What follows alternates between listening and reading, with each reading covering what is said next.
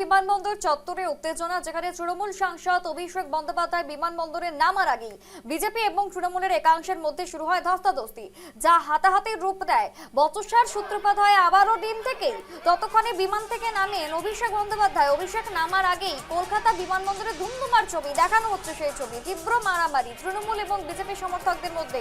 দিল্লি থেকে ফেরার পর অভিষেক বন্দ্যোপাধ্যায়কে ঘিরে কলকাতা বিমানবন্দরে ঘিরে ধরে বিক্ষোভ এবং সেই বিক্ষোভ দেখানোর চেষ্টা করে বিজেপি কর্মীরা। সেই সময় তৃণমূল কর্মী সমর্থকেরা বিজেপি কর্মীদের ধরে মারধর করে, এমনটাই অভিযোগ। উত্তেজনাপূর্ণ পরিস্থিতির মধ্যেই দিল্লি থেকে আসা বিমানে কলকাতায় পৌঁছান অভিষেক। তবে মূল প্রবেশদ্বার এড়িয়ে নির্বিঘ্নে বিমানবন্দর থেকে বের করে আনা হয় অভিষেক বন্দ্যোপাধ্যায়কে। এ নিয়ে কেন্দ্রীয় মন্ত্রী সুকান্ত মজুমদার বলেন, আমি জনগণের কাছে শান্তি বজায় রাখতে এবং আইনের প্রতি বিশ্বাস রাখতে অনুরোধ করছি। নিজের হাতে আইন তুলে নেবেন না, এমনটাই বলেছেন সুকান্ত মজুমদার। শুনুন।